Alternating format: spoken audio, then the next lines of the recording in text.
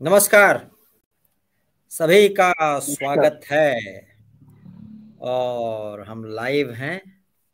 इंसान को लाइव रहना चाहिए, लाइवली भी रहना चाहिए और सुख हो या दुख हो डीपी स्टेटस पे स्माइली भी रहना चाहिए। स्वागत है सभी का। हमारे साथ आज मनोज यादव जी समाजवादी प्रवक्ता हैं, महेश वर्मा जी बीजेपी प्रवक्ता हैं और विजय कौशिक जी कांग्रेस प्रवक्ता हैं। आलोक कुमार पांडे जी एनालिस्ट हैं, संजीव कुमार श्रीवास्तव जी सीनियर जर्नलिस्ट हैं। सभी का स्वागत है। इस स्वागत में क्या शामिल है आप बोलिएगा तो हम क्या बोलेंगे। तो बड़े बड़े शहरों में जब आप घुसो ना तो लिखा रहता है आपका स्वागत करता है ये शहर, उस शहर का नाम होता है। अच्छा, कभी कभी अंदर जाओ ना तो मामला गड़बड़ है सब। कभी गड़बड़ समझ में नहीं आता कि स्वागत किस बात के लिए लिखा हुआ था उस पे। देश की स्थिति भी ऐसी होती है कभी कभी। जब बाहर से व्यक्ति आता है कुछ चुनिंदा जगह पर तो लगता है बहुत मस्त चल रहा है, लेकिन अंदर अंदर राजनीति जो है ना ऐसी गुत्थम गुत्था होके आपस में लड़ रही है, उसको पता नहीं लग पाता। नया पार्लियामेंट बन रहा है, बन गया है, उद्घाटन होना मतलब। अब उसमें न जाने वाले बहुत सारे आ गए, 20 से ज्यादा पार्टी न जाने के चक्कर में उसमें इतनी सारी पार्टियां नहीं जाने वाली हैं और जाने वाली पार्टियां भी हैं। कुल मिला के 366 ऐसे सांसद हैं लोकसभा में जो जाने वाली पार्टी वाले के साथ में सब।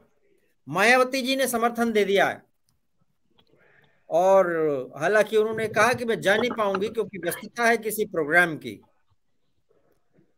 और आज अजीबोगरीब तर्क एक आया है, लेकिन राजनीति है, राजनीति में हर तर्क की अपनी एक अहमियत होती है। केजरीवाल साहब जी ने लिखा कि राष्ट्रपति जी को नहीं बुलाया जा रहा है, क्या इसलिए क्योंकि एससी एसटी को अशुभ माना जाता है, या आप मानते हैं? इस तरह का कुछ लिखा उन्होंने, मतलब आरोप लगाया है उन्होंने।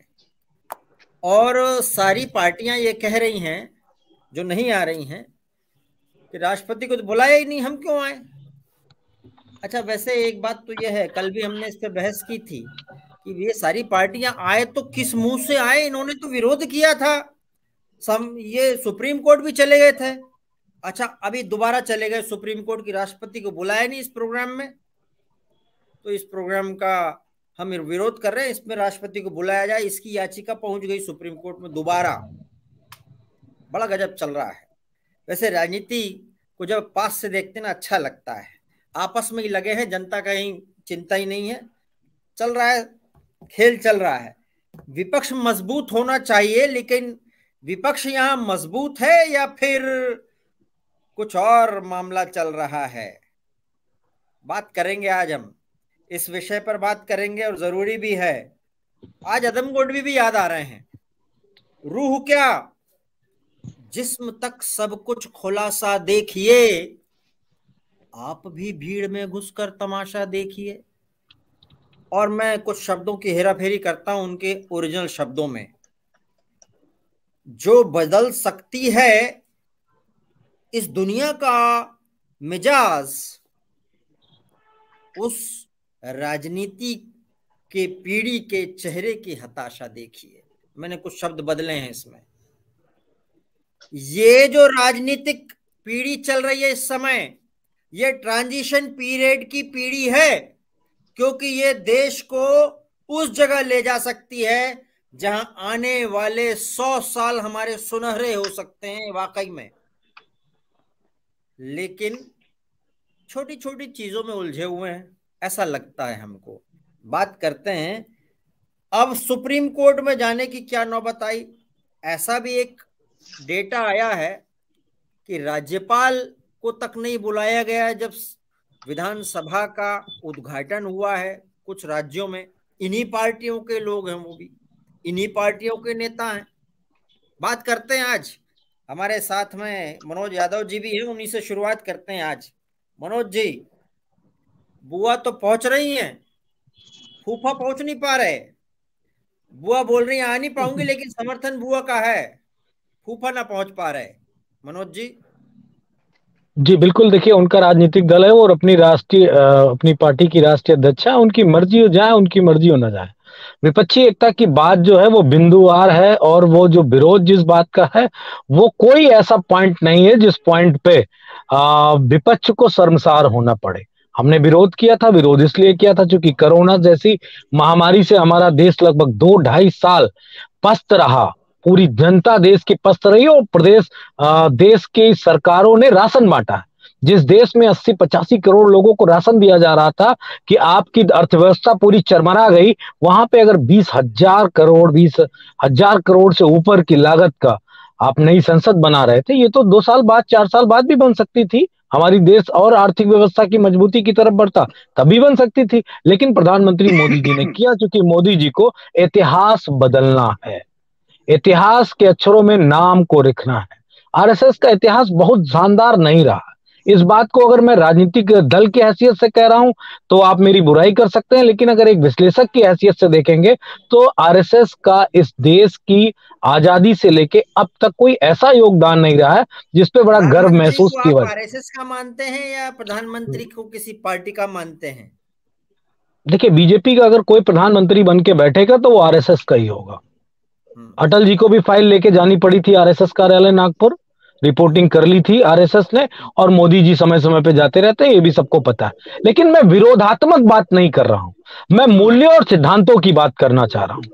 अगर पूरा विपक्ष की मान लीजिए बहुमत नहीं है, तो 20 राजनीतिक दल छोटा बहुमत भी नहीं हुआ। आज उनके पास सीटें नहीं है, लेकिन उनकी प्रदेश में सरकारें हैं। बहुत सारे ऐसे स्टेट हैं जहां पे उनकी गवर्नमेंट है, मुख्यमंत्री है, अपनी पार्टी के राष्ट्रीय अध्यक्ष है। अगर नई मुख्यमंत्री है तो वो विपक्ष के नेता है, उनके पास एक बहुमत है, एक संख्या है। लेकिन सदन जो लोकसभा में संख्या नहीं है, इस वजह से उनकी अहमियत आज की डेट में नहीं है। मोदी जी के पास अहमियत है, संख्या है, तो उनकी अपनी अहमियत है, अपना सिस्टम है, अपनी बात है। अगर आपने देश को ये कह के 2 राष्ट्रपति बनाए, ये कह के कि ये दलित राष्ट्रपति है और ये आदिवासी राष्ट्रपति है, जो इस देश में दूसरी पार्टियों ने कह के नहीं बनाया। दलित राष्ट्रपति भी इससे पहले हुए थे, लेकिन किसी ने ये बात नहीं कही। मोदी जी और अमित शाह जी ने कहा प्रेस कॉन्फ्रेंस में, तो फिर आप उनको क्यों इग्नोर कर रहे हो भाई? हम कोई मूल्य सिद्धांतों की बात भी नहीं करते। और जब उस प्रोटोकॉल की अगर बात की जाएगी तो सबसे बड़ा प्रोटोकॉल राष्ट्रपति का है। सिर्फ मोदी जी इसलिए नहीं उनको बुलाना चाहते हैं, सिर्फ एक बात है कि उनका नंबर नीचा हो जाएगा, तीसरे नंबर पे वो पहुंच जाएंगे, और मोदी जी को तीसरे नंबर पे पहुंचना पसंद नहीं है। खासकर जब अपनी सरकार है, वो खुद प्रधानमंत्री है, तो वो तीसरे नंबर पे कैसे उस प्रोटोकॉल में जा सकते हैं? सिर्फ इतनी सी बात है। तो ये बात एक्सपोज हो जाती है मित्र की जिस तरीके से नरेंद्र मोदी ने इस देश को ये बताने का प्रयास किया था कि हम दलित आदिवासी जो बहुत पीछे हैं पॉलिटिकल, उसमें उनको हम आगे करना चाहते हैं, तो वो स्पष्ट हो जाता है। एक मिनट आप अपने दांत बात को निकाल लीजिएगा, माफ करिएगा, मैं अपनी बात सीरियसली रख रहा हूं। आपको पता है, आप इनसे बात करवा लीजिए, आप इनसे बात करा लीजिए, मैं अभी नहीं बोलता हूं। आलोक जी, आपकी हंसी बहुत कुछ कह रही है, और मुझे ये लगता है, हाँ मुझे ये लगता है नहीं हो सकता है कि पता नहीं किस दर्द को छुपा रहे हो। आप ही का दर्द छुपा रहा है। भूपेंद्र जी, ये मालूम नहीं था कि हमने अपने दर्द आपको दे दिया। जो घोर दलित विरोधी है, घोर दलित विरोधी, जिसने कहा था कि हम सत्ता में आएंगे तो अम्बेडकर पार्टी को क्या कर देंगे, ये समाजवादी पार्टी दलित और एसटी की बात कर रही है। समाजवादी पार्टी सूप तो सूप बोले, चमची का बोले, जमा 72 छेद, 72,000 संख्या करेक्ट करो, संख्या करेक्ट करो, 72 छेद नहीं होते हैं, 72,000 होते हैं। संख्या करेक्ट करो पहले, टीवी पे बोलने से पहले। ये जो पहले कहावत सीख लो, जो सीख लो, 72,000 छेद होते हैं। एसटी जो है, ये जो राष्ट्रपति बना दिया, चुनाव में जरा चिट्टा समर्थन किया था एसटी महिला का आपने, अब ये भी चुनाव होके आया है। चलो चुनाव छोड़ दीजिए, चुनाव के बाद विपक्ष के तथा कथित नेतृत्वकर्ताओं ने इस एसटी महिला का कितना सम्मान किया है। सोनी जी, मैं अपनी बात रखूंगा उनके सवाल के बाद। मैं एक बार पूरा पैनल ले लूं, चेहरे से राष्ट्रपति नहीं दिखती है। ये लोग ऐसी बातें करते हैं। और भूपेंद्र जी, जो व्यक्ति सो रहा है उसको जगाया जा सकता है, जो जानबूझ के सोने का नाटक करता है वो उसको जगाया नहीं हो सकता। ये मोदी विरोध में इतने अंधे हो गए कि एक ऐतिहासिक क्षण है। आपकी राजनीतिक लड़ाई चल सकती थी, चलाइए, लेकिन पार्लियामेंट का जब उद्घाटन होता है तो आपको जाना चाहिए था। आपको नहीं जाना था तो आपने ये राष्ट्रपति से कराओ। मतलब आप ये कहना चाहता है विपक्ष से कि एक आदमी जो है अपने घर में। आलोक जी, आपकी बात से याद आ रही, कुछ होस्टलर होते हैं ना, वो कभी कभी किसी दुकान पे जाके पैसे नहीं देना चाहते, तो वो क्या करते हैं, चाय पियेंगे, बोलेंगे अरे यार चाय में मक्खी थी, फेंक दिया, जरा सी चाय बाद की फेंक देते हैं, मक्खी नहीं थी इसलिए नहीं हुआ। बिल्कुल बिल्कुल, कोई ना कोई बहाना ढूंढते। क्या ऐसा है, हम जानेंगे अभी, एक मिनट विजय जी, क्या ऐसा है कोई एक छोटा सा बहाना पकड़ के उसको इतना तूल दे देना कि जाना नहीं उसी बात को पकड़ के? विजय जी। नहीं भूपेंद्र भाई, मैं आपको बताऊं कि आज भाजपा राज में बेशक हमें लोकतंत्र नहीं दिखाई देता, उसके हमारे अपने कारण हैं विपक्ष में होने के नाते, लेकिन जब हमारी पार्टी सत्ता में थी, चाहे कॉमनवेल्थ गेम की बात हो, तो हमारी पार्टी में ही कुछ लोग इसका विरोध करते थे और सबके विरोध को सुना जाता था कि भाई जितना कॉमनवेल्थ गेम पर खर्चा हो रहा है इतने में नया शहर बसाया जा सकता था, दिल्ली के अलावा दिल्ली जैसा शहर बसाया जा सकता था। इसके अलावा जब आपको याद हो कि भी अलमाड़ी जी वाला देखा है सबने, तो मत बोलिए ना, हमको पता है। वो आपको पता है एक लिस्ट निकली थी, 5 फलाना नेता बराबर 1 कलमाड़ी, ऐसा चलता था जोक, तो उसको मत जाइए। चलो सुनिए ना, ये मजाक चलते रहेंगे, एक अलग बात है राजनीति में, लेकिन मैं आपसे ये कहना चाहता हूँ कि भी हमारे कई नेताओं ने हमेशा समय समय पर अपनी ही सरकार के उन कामों का विरोध किया जो उन्हें गलत लगते थे, लेकिन यहाँ बीजेपी के किसी नेता में हिम्मत नहीं है कि जो सरकार के किसी भी गलत कदम के खिलाफ सरकार के ऊपर उंगली भी उठाकर दिखा सके, और जिन्होंने उठाई है उन सबको बीजेपी में बर्फ में लगा दिया गया। और यहाँ तो जो ये दूसरी पार्टियों में सम्मान की बात करते हैं, इनकी पार्टी में किस बुजुर्ग नेता का सम्मान हुआ? सबको हाशिए पर फेंक दिया इन्होंने। जो मोदी जी बात करते हैं, मार्गदर्शक मंडल बना हुआ, देखिए आप भी जानते हैं कि कौन सा मार्गदर्शक मंडल है, क्या है। इससे तो बेहतर उनके पुतले बनाकर अगर लगा दिए जाते इस नई संसद में तो उन्हें ज्यादा खुशी होती। मतलब ये है कि कम से कम उन्हें ये तो लगता कि उनका सम्मान हुआ किसी एंगल से, लेकिन उन्हें तो वो सम्मान भी नहीं मिला। खैर, हमारा मुद्दा ये है कि भी जब कांग्रेस सत्ता में थी और भाजपा विपक्ष में थी तो सत्ताधारी दल की एक जिम्मेवारी होती थी कि विपक्ष को मनाना, उनसे बातचीत करके जैसे भी है, लेकिन इस सरकार में पूरी तानाशाही चल रही है, अपनी मनमर्जी थोपी जा रही है। अगर मान लीजिए माननीय प्रधानमंत्री जी उद्घाटन ना करें और राष्ट्रपति महोदया कर लें और प्रधानमंत्री जी भी साथ रहें तो दिक्कत क्या है?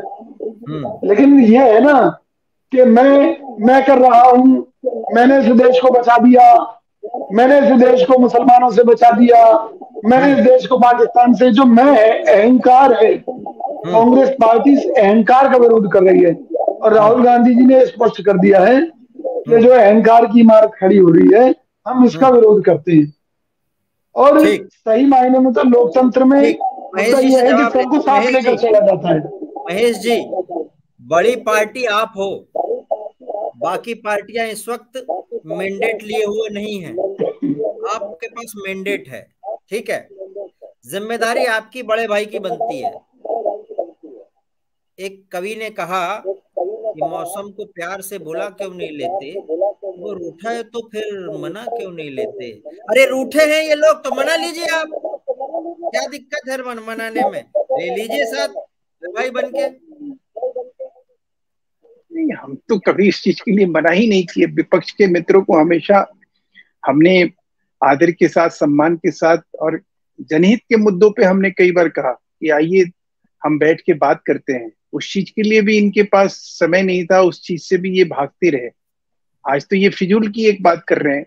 अच्छा, मजे की बात ये देखिए कि विपक्ष के विरोध का बल तब मिलता जब अपने इस पाप को, जो आज हमारा पाप बता रहे हैं, उस पाप, ये हमारा अगर पाप है और हमारा अगर ये गलत काम है जिसको आप सुप्रीम कोर्ट में जाके चुनौती दे रहे हैं, तो फिर आपका वो क्या था जब आप 1975 में या नेहरू जी के टाइम में या राहुल जी के टाइम में 1975 में क्या फजलुर रहमान जो उस समय के राष्ट्रपति थे, फखरुद्दीन अली, तो क्या कांग्रेस जो है उससे माफी मांगते हुए कि भाई हमसे गलती हुई कि इंदिरा जी का नाम जो है संसदीय एनेक्सी पे छपा हुआ है, वो पत्थर जो है अब हम तोड़ते हैं, तोड़ दीजिए, और प्रधानमंत्री से गलती हो गई और हम मुस्लिम समाज से माफी मांगते हैं। अब आ जाइए सिख समाज पे, जो ज्ञानी जैल सिंह 1987 में हमारे स्वर्गीय राजीव गांधी जी ने जो उद्घाटन किया उसके बारे में, वहां भी राजीव गांधी जी का जो शिलालेख लगा हुआ है उसको भी तोड़िए और कहिए कि हे सिख समाज के लोगों, बंधुओं, हमने जो है बहुत बड़ी भारी गलती करी। अब आ जाइए समाजवादी बहरूपियों के बारे में, जो कि अभी हमें जवाब दे रहे हैं, जो ये कह रहे हैं, हाँ, वो केजरीवाल वाले पे भी आ रहे हैं, वो अशुभ मानते हैं, आप उनको जवाब दे रहे हो आप? ये नहीं, वो तो निश्चित रूप से उसका भी जवाब मिलेगा।